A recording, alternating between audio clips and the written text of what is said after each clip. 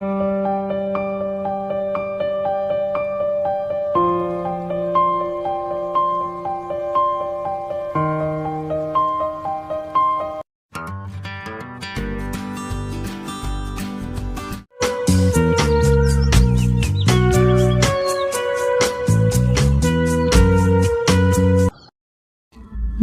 का वही पुराना मैदान जहाँ हरियाली तोती शादी से लौट गई थी।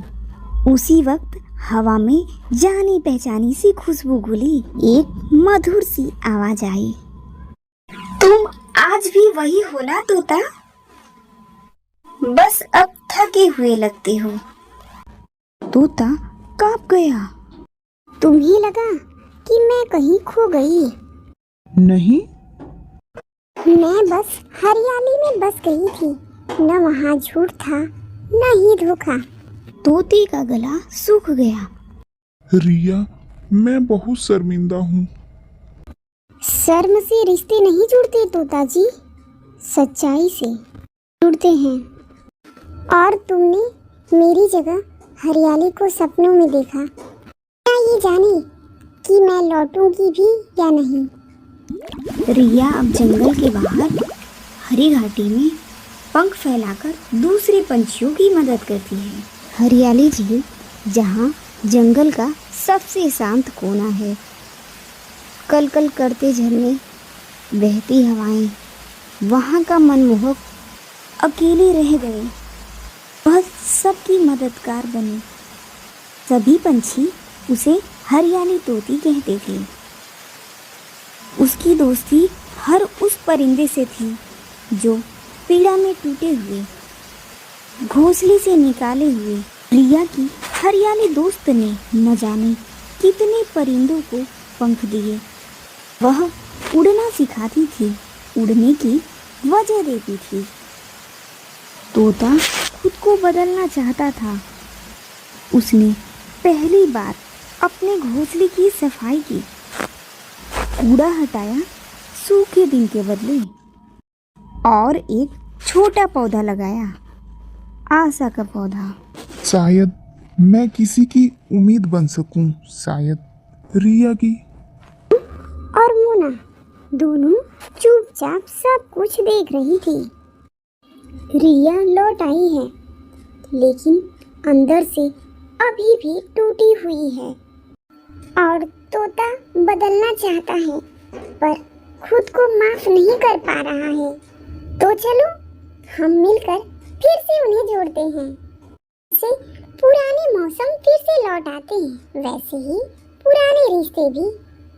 वे रिया को एक मेले में बुलाते हैं। वहीं तोते को भी अचानक बुला लेते हैं।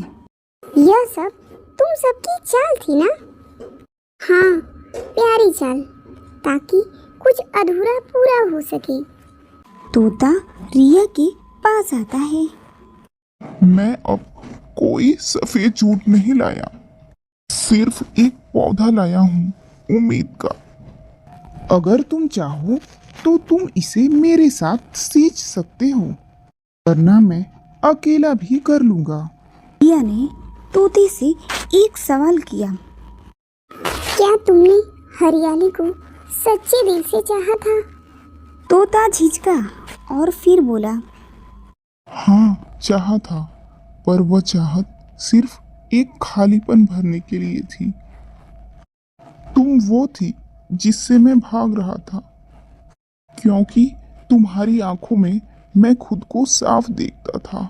या धीरे से कहती है, और अब मैं खुद से भागना नहीं चाहता। रिया ने पौधे की तरफ देखा। तोता ने लाकर रखा हुआ था। ये आशा का पौधा नहीं है, तुम्हारा मन है। अब तुम इसको खुद से सींच सकते हो। तोता की आंखों में आंसू थे। धन्यवाद दोस्त। हाँ, लेकिन मैं इसके पास रहूंगी, एक दोस्त की तरह। कुछ महीने ऐसे ही बीत गए। या और तोता मिलकर जंगल में हरियाली मित्र मंडल चलाते हैं। टूटे हुए पंखों को नया रास्ता दिखाते हैं। हरियाली तोती भी बहुत खुश है। वह अपने संगीत समूह में व्यस्त रहती है।